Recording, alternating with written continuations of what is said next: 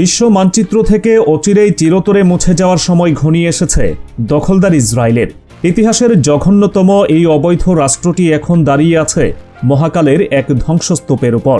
প্রভু আমেরিকা কিংবা পশ্চিমা বিশ্বের তাবৎ পরাশক্তি নিজেদের সবটুকু উজাড় করে দিয়েও আর বাঁচাতে পারবে না পাপের ভারে নুয়ে পড়া এই অভিশপ্ত ভূখণ্ডকে। কোনো পরমাণু বোমা নয় কোনো ভিনদেশি মিসাইল, খোদ নিজেদের ভেতরকার পচন এবং গৃহযুদ্ধের লেলিহান শিখায় টেনে নামাচ্ছে জায়নবাদী অহংকারের চূড়ান্ত পতন। প্রতিষ্ঠার শতবর্ষ পূর্ণ করার আগেই ইতিহাসের আস্তাকুড়ে নিক্ষিপ্ত হতে যাচ্ছে তেল আবিবের এই রক্তপিপাসু শাসক গোষ্ঠী।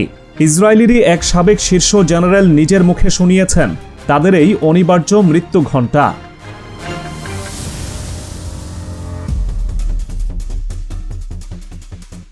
ইসরায়েল নামের এই বিষ বৃক্ষটি এখন এমন এক খাদের কিনারায় এসে দাঁড়িয়েছে যেখান থেকে ফিরে আসার আর কোনো পথ খোলা নেই। দশকের পর দশক ধরে ফিলিস্তিনের মাসুম মানুষের রক্তে হাত রাঙানো এই জালিমরা আজ নিজেদের অস্তিত্ব রক্ষার ভয়েই দিশেহারা। তাদেরই ডিফেন্স ফোর্সের একসময়ের দুর্দণ্ড প্রতাপশালী মেজর জেনারেল ইজেক ব্রিক নিজেই এই ভয়াবহ ভবিষ্যৎবাণী করেছেন। আনাদোলু এজেন্সি এবং ইসরায়েলি পত্রিকা মারিফে লেখা তার কলামে তিনি বলেছেন, ইসরায়েল রাষ্ট্রটি 2048 সাল পর্যন্ত টিকবে কিনা তা নিয়ে এখন ঘোর সংশয়। এর মানে জবরদখল করে গড়ে তোলা এই রাষ্ট্রটি তার জন্মের 100 বছর উদযাপন করার সুযোগই হয়তো পাবে না।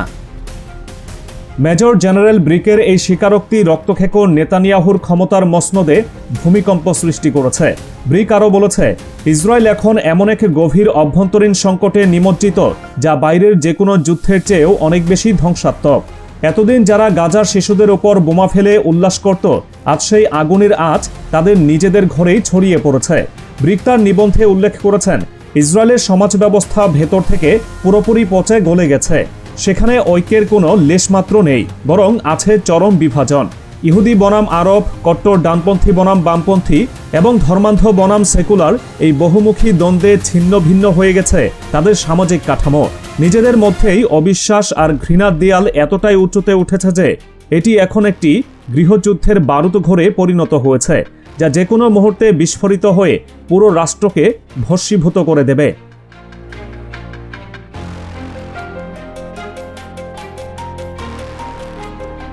এই ধ্বংসযজ্ঞকে ত্বরান্বিত করছে বেনিয়ামিন নেতানিয়াহুর সীমাহীন ক্ষমতার লোভ। জেনারেল ব্রিক তার লেখায় নেতানিয়াহুর উপর চড়াও হয়ে বলেছেন, বর্তমান সরকার ইসরায়েলের জনগণের নিরাপত্তার চেয়ে নিজেদের গদি বাঁচাতে বেশি ব্যস্ত। দুর্নীতিতে আকণ্ঠ নিমজ্জিত এবং স্বৈরাচারী মানসিকতার এই নেতৃত্ব রাষ্ট্রটিকে পরিচালনার ন্যূনতম যোগ্যতাও হারিয়েছে। নেতানিয়াহু এবং তার উগ্রমন্ত্রীরা নিজেদের হীন রাজনৈতিক স্বার্থ চরিতার্থ করতে পুরো দেশকে বাজি ধরেছে জোয়ার টেবিলে। তাদের ভুল সিদ্ধান্ত, হঠকারিতা এবং ক্ষমতার অপব্যবহারের কারণে ইসরায়েল আজ ধ্বংসের অতল গহ্বরে তলিয়ে যাচ্ছে। রাষ্ট্র পরিচালনার কোনো সুনির্দিষ্ট দিক নির্দেশনা নেই কোনো ভীষণ। কেবল অন্ধ আক্রোশে ফিলিস্তিনিদের উপর গণহত্যা চালানো আর রক্ত ঝরানোই তাদের একমাত্র এজেন্ডা। কিন্তু এই রক্তপিপাসু নীতি যে তাদের নিজেদের কবর খুঁড়ছে, সেই বোধটুকুও হারিয়ে ফেলেছে তেল আবিবের অন্ধ শাসকরা। ইতিহাস সাক্ষী, অন্যায়ের উপর ভিত্তি করে গড়ে ওঠা কোনো সভ্যতা চিরস্থায়ী হয় না।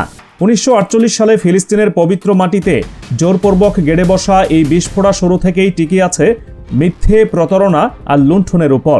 জেনারেল ব্রিক অত্যন্ত সাহসিকতার সাথে সেই পুরনো এবং দগদগে ক্ষতের কথা মনে করিয়ে দিয়েছেন।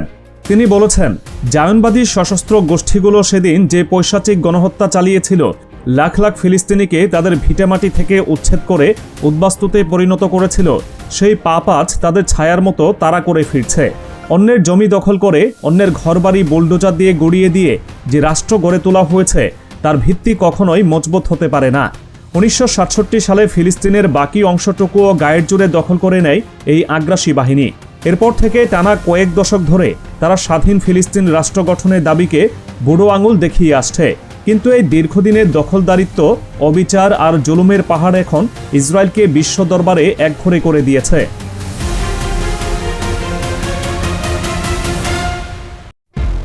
আন্তর্জাতিক অঙ্গনে ইসরায়েল আজ এতটাই ঘৃণিত এবং ধিকৃত যে তাদের দীর্ঘদিনের পরম মিত্ররাও এখন মুখ ফিরিয়ে নিতে শুরু করেছে।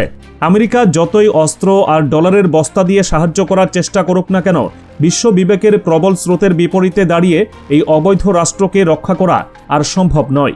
ব্রিকের মতে ইসরায়েল এখন এমন এক অচ্ছুত শক্তিতে পরিণত হয়েছে যাকে পৃথিবীর অধিকাংশ মানুষ অন্তর থেকে ঘৃণা করে।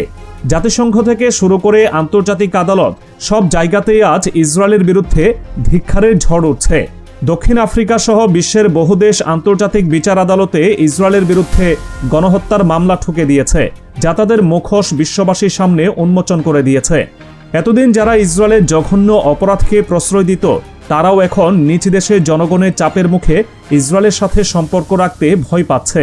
এই আন্তর্জাতিক বিচ্ছিন্নতা ইসরায়েলের অর্থনীতি এবং কূটনৈতিক সম্পর্কের মেরুদণ্ড ভেঙে চুরমার করে দিয়েছে।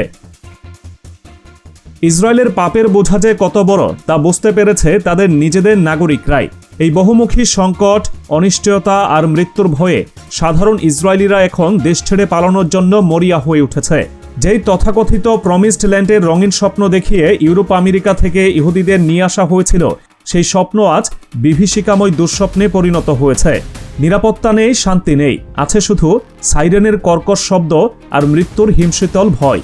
এই শ্বাসরুদ্ধকর পরিস্থিতিতে ইসরায়েলের নাগরিকরা দলে দলে পাসপোর্ট হাতে বিমানবন্দরে ভিড় করছে। ইসরায়েলের কেন্দ্রীয় পরিসংখ্যান সিবিএস-এর সাম্প্রতিক তথ্য বলছে 2025 সালে দেশ ছাড়ার হার গত বছরের তুলনায় নজিরবিহীনভাবে বৃদ্ধি পেয়েছে। এটি কোনো সাধারণ পরিসংখ্যান নয়, এটি একটি রাষ্ট্রের নিশ্চিত মৃত্যুর সনদ।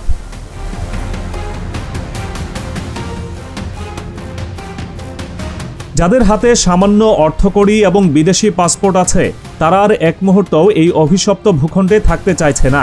তারা হাড়ে হাড়ে টের পেয়েছে নেতানিয়াহুর সরকার তাদের নিরাপত্তা দিতে সম্পূর্ণ ব্যর্থ। প্রতিনিয়ত যুদ্ধের আতঙ্কে দিন কাটানো তাদের পক্ষে আর সম্ভব হচ্ছে না। বিশেষ করে তরুণ প্রজন্ম এবং দক্ষ পেশাজীবীরা দেশ ছেড়ে চলে যাওয়ায় ইসরায়েল এখন মেধাশূন্যতার কবলে পড়তে যাচ্ছে। ডাক্তার, ইঞ্জিনিয়ার, বিজ্ঞানী এবং প্রযুক্তিবিদেরা যদি দেশ ছেড়ে চলে যায়, তবে একটি রাষ্ট্র কখনোই টিকে থাকতে পারে না। জেনারেল ব্রিক একে আখ্যায়িত করেছেন এক ভয়াবহ বিপর্যয় হিসেবে। তিনি মনে করেন, এভাবে যদি মানুষ দেশ ছেড়ে পালাতে থাকে, তবে 2048 সাল আসার আগেই ইসরায়েল জনমানবহীন এক বিরান ভূমিতে পরিণত হবে। তখন আর যুদ্ধ করার জন্য সেনাবাহিনীতে লোক পাওয়া যাবে না, অর্থনীতি চালানোর জন্য মানুষ থাকবে না, থাকবে শুধু হাহাকার।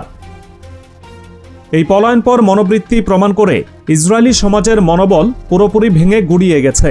তারা মুখে যতই আস্ফালন করুক না কেন, ভেতরে ভেতরে তারা জানে যে তাদের সময় শেষ হয়ে এসেছে। ফিলিস্তিনি প্রতিরোধ যোদ্ধাদের অকুতভয় লড়াই এবং ইসরায়েলের উপর ক্রমাগত আঘাত তাদের বুঝিয়ে দিয়েছে লোহার গম্বুজ বা আয়রন ডোম দিয়ে আর শেষ রক্ষা হবে না। তারা ভেবেছিল প্রযুক্তির জোরে তারা আজীবন টিকে থাকবে, কিন্তু মানুষের ইচ্ছাশক্তি, ইমানি বল আর প্রতিরোধের সামনে সেই প্রযুক্তি আজ অকেজো খেলনায় পরিণত হয়েছে। গাজা এবং পশ্চিম তীরের প্রতিরোধ যুদ্ধ ইসরায়েলিদের মনে স্থায়ী ভীতির সঞ্চার করেছে। তারা এখন বুঝতে পারছে, জোর করে দখল করা জমিতে তারা কখনোই শান্তিতে ঘুমাতে পারবে না। প্রতি মুহূর্তে মৃত্যুর পরোয়ানা তাদের মাথার উপর ঝুলছে।